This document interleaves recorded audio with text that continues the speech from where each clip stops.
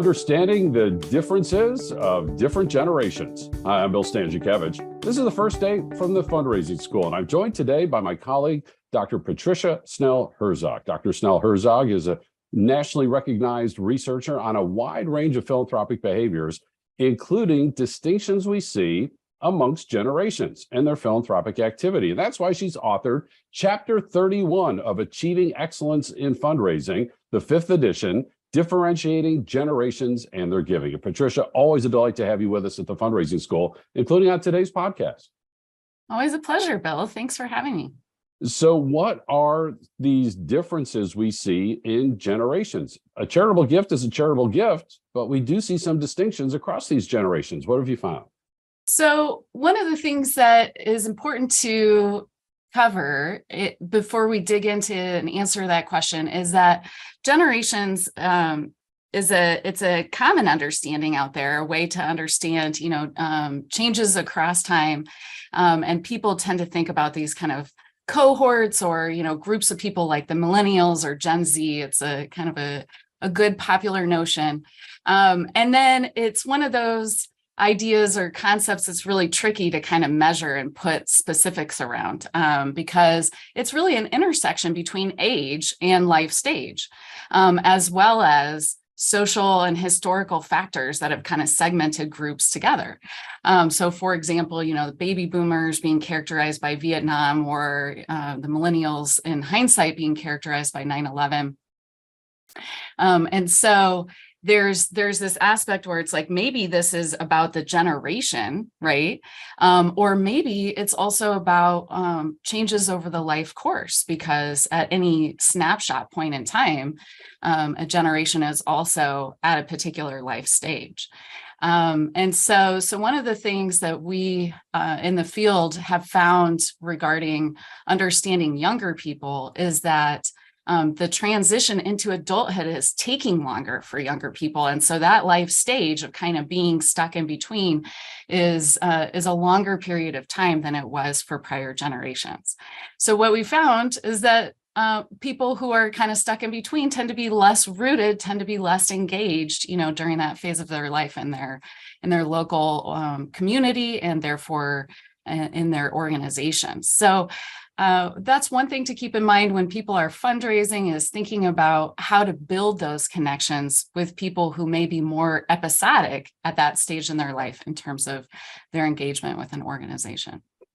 I'm hearing 3D chess from you once again. When people think about generations, they might think, and let's just, for sake of discussion here, one generation is 18 to 35 and the next one is 36 to 55. And, if that were the case, and you're saying, that's interesting, but you can't necessarily compare people across those different age groups because they're growing up in different eras. They're growing up in different times of history. You mentioned, people in the 60s were experiencing something. Today's Gen Zs and the millennials, they knew, the Great Recession and then COVID, and the older ones also knew 9/11, and that shapes them. Am I understanding you correctly that we really can't make an apples to apples comparison of thinking about, say, today's Gen Zs to when their grandparents were in their 20s? It's somewhat correct. I think the one thing I would say is maybe it's different kinds of apples to various other sorts of apples. I'm not saying that you cannot make a comparison. It just needs to be careful. And it needs to understand that generation is always a blend of these multiple factors, the social and historical context in which that group was born, and also in terms of major events when they were coming of age. That's another kind of slicing point. And then also age, which intersects with life stage. So as long as people are careful in making comparisons, I think comparisons are still possible. But yeah, I like the 3D chess metaphor. Yeah, the social and historical context matters. Somebody who lived through the Great Depression and World War II might think differently than somebody who grew up in a relatively peaceful time like the 1980s, right? And so that needs to be factored in as Patricia Snell Herzog and her expertise in sociology takes an important look at us understanding the differences in charitable giving amongst generations.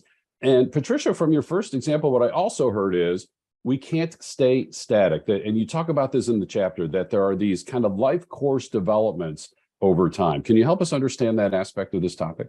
Yes, so I think it's helpful to understand that these kind of historic moments, especially ones that are so tragic, that it's so widespread that everybody is really scarred by it. Those tend to be much more shared actually than kind of times of prosperity and the wide variety of experiences that people can have during those times. So, when typically when people are describing generational groupings, they talk about things like wars, the Great Depression, the terrorist attacks and so forth, things that really shaped everybody across that time horizon. And those feel very static, because those are kind of imprints that stick with a person for their whole life. But then there is also this dynamic aspect to the wonderful complexity of humans, where we change over time. In fact, in the best case scenario, we change in response to the research that's produced. And so it always keeps us on our toes as social scientists, and studies of arts and humanities in terms of being willing to evolve the way that we go about understanding people, because they are dynamic, shaping a life course, evolving as they change through different stages, and also taking in new information, reacting to new contexts, and being an agent in their life course.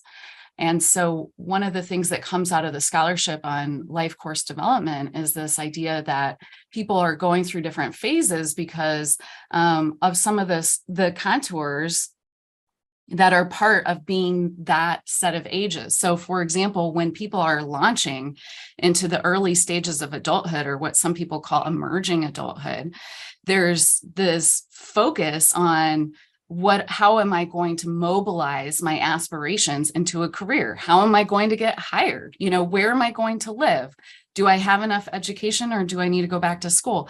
And some of those things have been shaken out and resolved at later life stages. And that means things for the degree to which young people who are in those key pivotal life-shaping moments are focused on themselves and their own aspirations. And so sometimes people without that kind of context can understand young people as being selfish. And so a lot of the life course scholarship kind of reframes that as a self-focused time period, because there is this excessive necessary attention on launching a life that is not the same. It's not necessarily characteristic of later stages or earlier stages in life course development. Earlier in our conversation, you mentioned that emerging adulthood is happening later, or perhaps taking longer in today's earlier, younger generations. Can you help us understand that, and also then importantly, what that means about their philanthropic behavior and what fundraisers need to know accordingly? Yes, I think it means things for the net change in donor participation and other forms of engagement. Because if you think about, if you kind of slice open an orange, where the different, to switch fruit metaphors from apples to oranges, where each of the different slices in the orange is a generational cohort that's at a moment in time. The fact that it is taking young people longer to launch into, long-term careers and settle out their education and all those kind of social context features means that there are less people available in that cohort to be engaged in long-term sustained capacities relative to other prior points in time. And so I think one of the key implications of this is for fundraisers and other people who are actively seeking to engage young people in their organizations, to offer those kind of more episodic ways to get involved, to think about ways to frame the cause as central and not necessarily the relationship with the organization. That might develop later once people have moved into other life stages. But if somebody isn't sure if they're going to be living in the same city the next year, if they'll be employed, or if they'll need to move for school, they might not be all in on the organization. And so forefronting the cause is one of the key implications. And that's one of the ways to understand, especially again, these emerging adulthood generations in terms of their organizational connectedness and social capital, which we know is a predictor of charitable giving. But as you see there from that reply, Patricia, you're a leader in our field to really emphasize that charitable giving is not the only philanthropic behavior. While this textbook and this chapter focus on charitable giving, it sounds like you're saying too, we need to meet generations across all of their philanthropic behaviors, including where they are in their particular life stage. Am I understanding that correctly? Absolutely. I think starting with various kinds of event participation and civic engagement, social actions can be a great way to then perhaps invite people to engage in other types of activities like donating and volunteering. Differentiating generations and their giving. A complex topic covered thoroughly in chapter 31 of Achieving Excellence in Fundraising, the 5th edition, authored by my colleague, Dr. Patricia Snell Herzog. And Dr. Snell Herzog's research is actually embedded through many of the courses in the fundraising school. Our major gifts course, her research on how to understand major gifts and the donors is just path-breaking and is helping our fundraisers learn important materials. That's just one of 22 public courses that we have that are offered in person and online. We also have custom training that we can design and bring directly to you, your nonprofit, your association, your region in the United States and anywhere across the world. We have quarterly webinars and of course, these free podcasts that come out every week. And of course, Achieving Excellence in Fundraising, the 5th edition, the seminal textbook that is the grounding work of the fundraising school's curriculum. All of this is available on our website at philanthropy.iupui.edu/the fundraising school. I'm so grateful to my colleague, Dr. Patricia Snell Herzog, for joining us today. Our producers are Mike Anthony and Dustin Donovan. I'm Bill Stanczykiewicz, and now you are more fully informed on this first day from the fundraising school.